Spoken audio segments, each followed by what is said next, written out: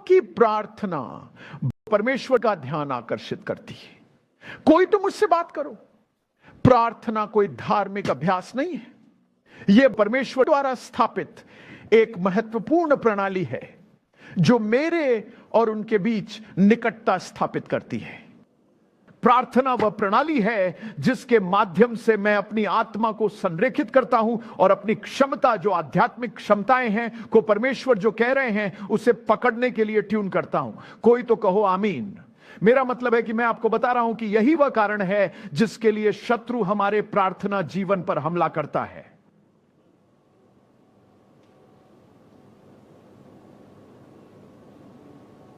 यही कारण है कि कभी कभी जब आप उत्साहित होते हैं और आपको प्रोत्साहित किया जाता है और परमेश्वर को प्रेरित करना शुरू करते हैं तो आप 1 घंटे 2 घंटे प्रार्थना करने लगते हैं और फिर थोड़े ही समय में या 20 मिनट, कभी कभी केवल 2 मिनट तक सिमट जाता है। क्यों? दुश्मन लगातार आपकी प्रार्थना जीवन पर हमला कर रहा है। लेकिन अगर आप प्रार्थना करने और इस संबंध को स्थापित करने के महत्व को समझते हैं और समझते हैं कि यह हम में से प्रत्येक के लिए अत्यंत महत्वपूर्ण है, परमेश्वर के साथ एक सही घनिष्ठ संबंध स्थापित करना अत्यंत महत्वपूर्ण है, तो आप प्रार्थना करना बंद नहीं करेंगे। आप जानते हैं कई बार जब आप सुबह उठते हैं या यह आपका प्रार्थना का समय होता है, आप जानते हैं आपको प्रार्थना करने का मन नहीं हो रहा, लेकिन आप जानते हैं आपको प्रार्थना करनी है। इसलिए परमेश्वर सामने दिखावा करने की कोशिश न करें। प्रभु के सामने जाएं और कहें, प्रभु मेरा प्रार्थना करने का मन नहीं है। ईमानदारी से कहूं तो मेरा प्रार्थना करने का मन नहीं कर रहा है, लेकिन मुझे पता है कि मुझे प्रार्थना करनी चाहिए। तो प्रभु, आपकी बाइबल के अनुसार, आपके वचन के अनुसार आपने कहा जब तक आप मुझे प्रेरित नहीं करते मैं आपसे प्रार्थना नहीं कर सकता। आपके बिना मैं असहाय हूं, तो प्रभु मैं आपको चाहता हूं, मैं प्रार्थना करना चाहता हूं। मेरी मदद करें प्रभु, ताकि मेरा शरीर मुझ पर हावी ना हो। देखिए, शरीर और आत्मा के बीच हमेशा वैर रहता है।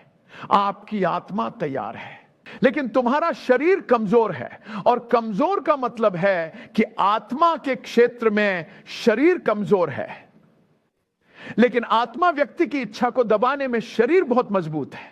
लेकिन अगर मैं अपने आत्मिक व्यक्ति को नियमित रूप से शब्दों के पढ़ने, अध्ययन और ध्यान तथा प्रार्थना के माध्यम से सशक्त बना सकूं, तो मेरा आत्मिक व्यक्ति मजबूत हो जाएगा, ताकि मैं अपने शारीरिक इच्छाओं पर काबू पाकर उन्हें नियंत्रित कर सकूं।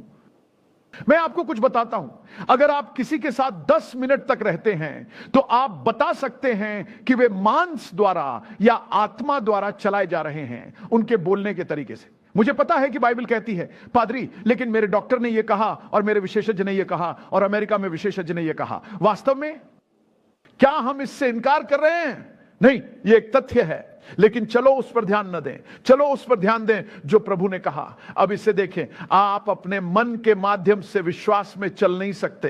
तो यह नहीं कह रहा है कि ठीक है मैं उस पर विश्वास नहीं करूंगा, मैं जो परमेश्वर हैं उस पर विश्वास करूंगा। मैं इस पर विश्वास करने वाला हूं, क्योंकि यह केवल मानसिक संघर्ष नहीं है, यह आत्मा और मन में भी संघर्ष है।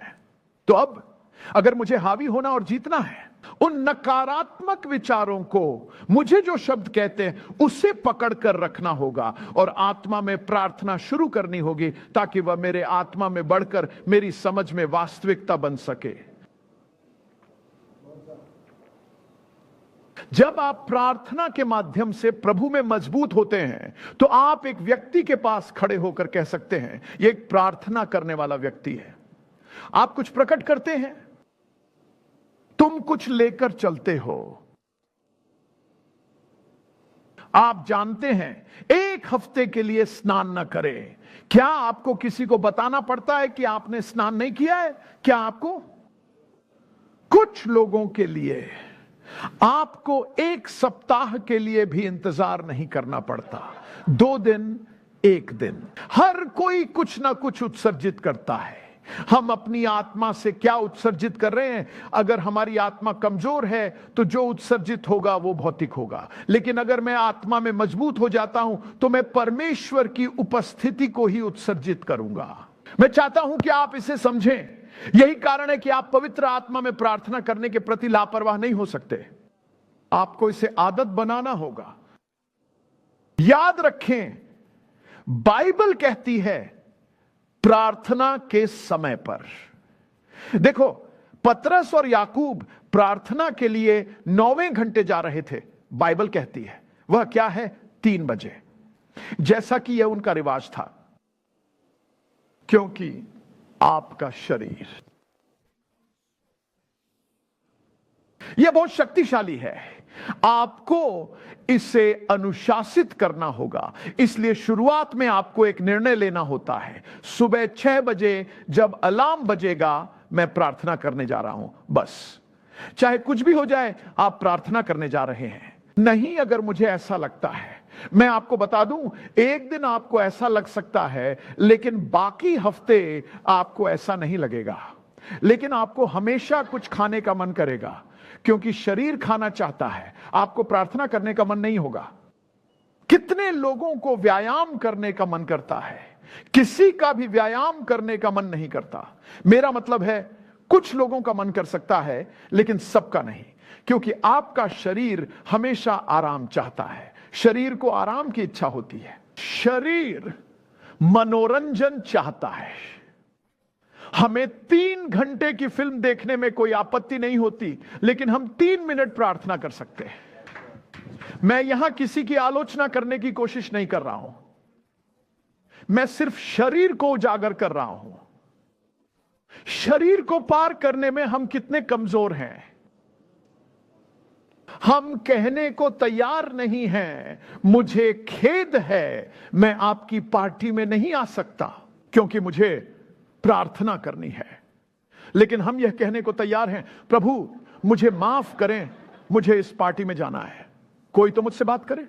क्या आप देख सकते हैं हम कहां हैं? देखिए, लेकिन हम फिर भी प्रभु के पास आते हैं। ओ, आपके बिना मैं नहीं जी सकता प्रभु, जो हवा मैं लेता हूं वह आप हैं प्रभु।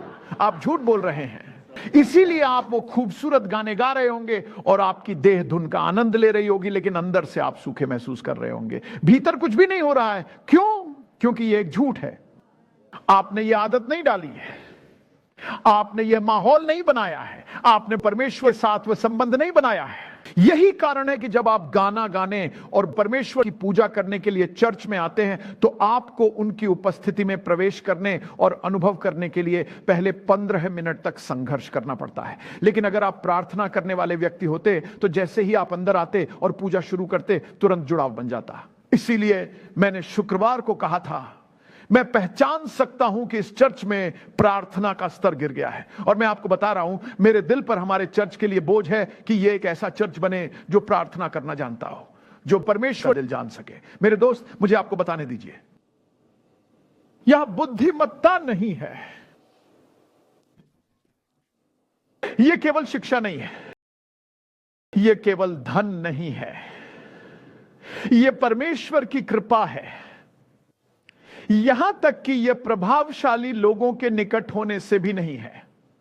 नहेमायाह एक प्याला वाहक था, इसलिए वह हर दिन राजा के सामने था। उनकी निकटता ने उन्हें कोई फायदा नहीं दिया, लेकिन जब उन्होंने प्रार्थना की तो कुछ हुआ कि जब वह राजा के पास गए, उन्होंने कहा, सर,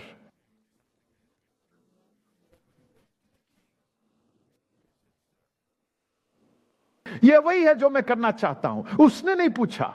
राजा ने कहा, क्या बात है? वह 1000 यहूदियों द्वारा हस्ताक्षरित याचिका लेकर नहीं गया।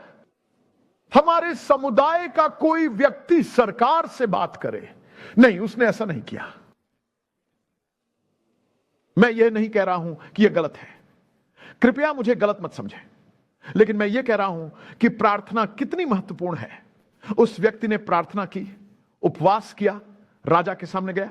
मैंने कहा, क्या बात है? उसने कहा, सर, मैं खुश कैसे रह सकता हूं? मैंने कहा, क्या? मुझे बताओ क्या बात है? उसने कहा, सर, यह समस्या है, मुझे वापस जाकर शहरों और खंडहरों को पुनर्निर्माण करना है, और जब मेरे लोग पीड़ित हैं तो मैं कैसे खुश रह सकता हूं? उसने कहा, तुम्हें क्या चाहिए? मुझे यह चाहिए, मुझे लकड़ी चाहिए, मुझे पैसे चाहिए, मुझे सेना चाहिए, मुझे हर सुरक्षा चाहिए। लो, जाओ, इसे मंजूर करो।